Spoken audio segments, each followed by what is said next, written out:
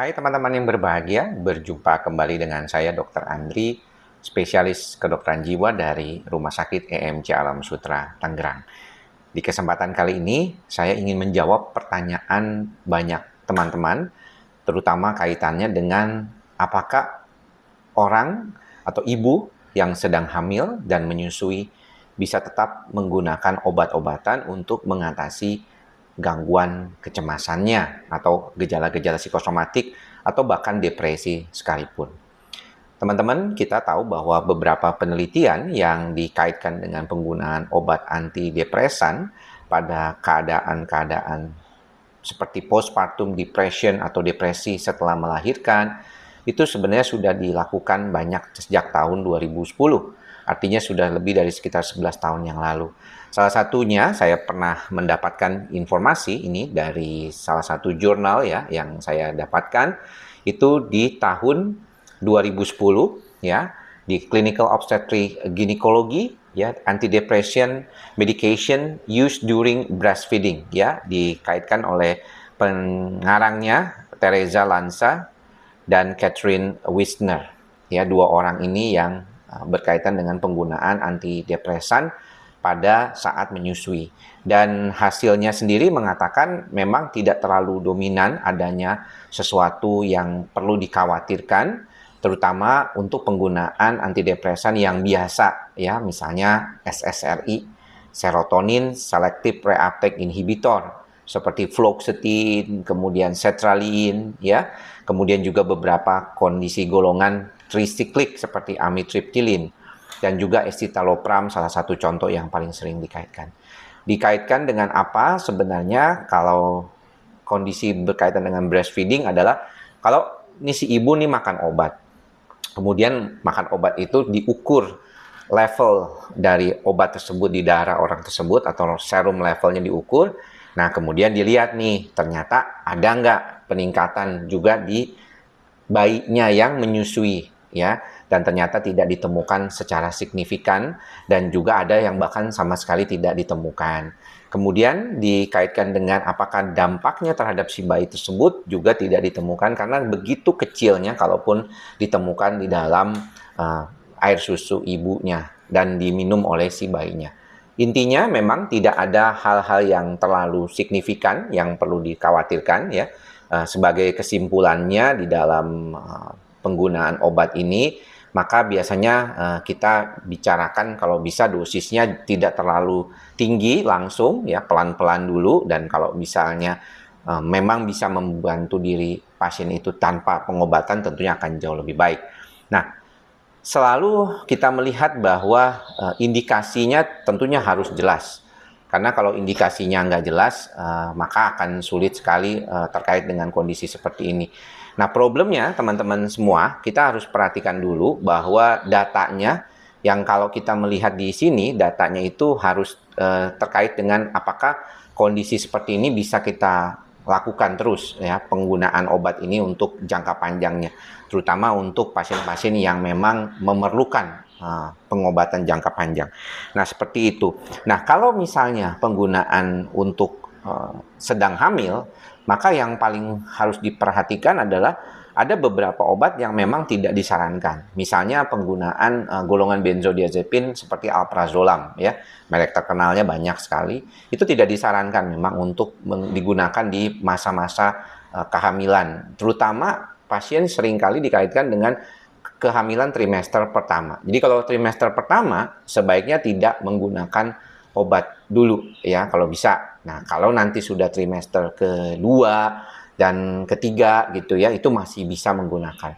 Antidepresan juga demikian, sebenarnya tidak ada masalah penggunaannya untuk beberapa kasus yang memerlukan pengobatan di saat lagi hamil, dan banyak diantaranya mereka mengkhawatirkan adanya masalah kelainan jantung ya. Pada beberapa orang memang kita melihat ada laporan-laporan kasus tapi tidak bermakna ya. Di dalam buku yang terbaru ini yang dibuat oleh Collegium Internationale Psychologi Pharmacologicum di Eropa ya, standar tahun 2019 ya, saya terakhir ke sana waktu itu dibagikan buku ini. Hampir kebanyakan obat-obatan yang sering digunakan di dalam praktek sehari-hari itu tidak masalah, ya, tidak masalah ketika digunakan untuk orang hamil, ya, perempuan hamil. Misalnya contohnya yang paling sering itu fluoxetine, ya. Dikatakan bahwa fluoxetine di sini tidak meningkatkan risiko terjadinya malformasi atau kelainan anatomi kongenital. Dan ini dikaitkan dengan penggunaannya untuk jangka panjang juga tidak masalah. Kemudian juga misalnya yang paling sering adalah sertraline, ya. Sertraline juga seringkali dikaitkan dengan penggunaan untuk pasien-pasien gangguan cemas, gangguan depresi, ya. Ini juga dikatakan, ya, tidak ada peningkatan risiko kondisi tertentu. Nah, bagaimana dengan golongan benzodiazepin, ya, seperti lorazepam, kemudian apakah itu bisa digunakan seperti itu, ya, untuk membantu? Itu masih bisa digunakan, dan kalau memang mau aman itu level evidence-nya mengatakan sebaiknya digunakan di trimester kedua, jadi setelah kondisinya sudah lebih baik lagi.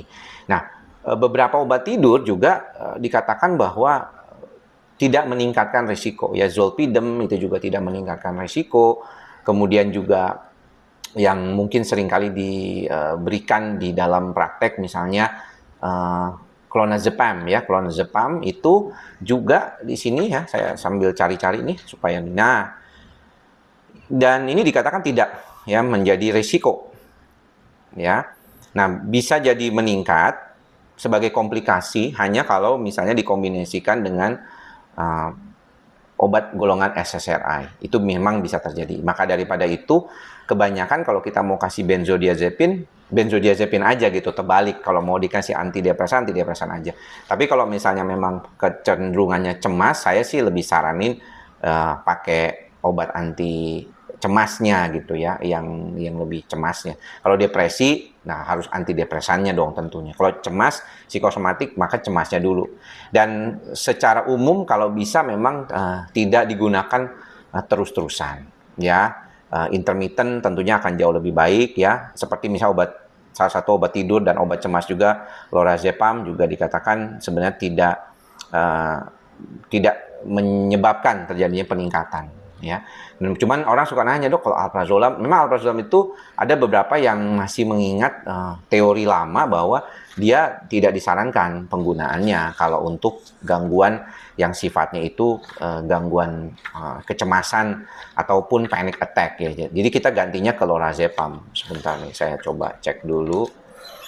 Alprazolam itu tidak disarankan memang. Mana ya? Sebentar, saya mau cek dulu terkait dengan hal ini. Oke, experimental animal studies did not show an increase in birth defects except with a very high dose level of exposure. Jadi memang tidak disarankan dalam jumlah banyak, tapi kalau misalnya saya sih lebih baik amannya nggak pakai.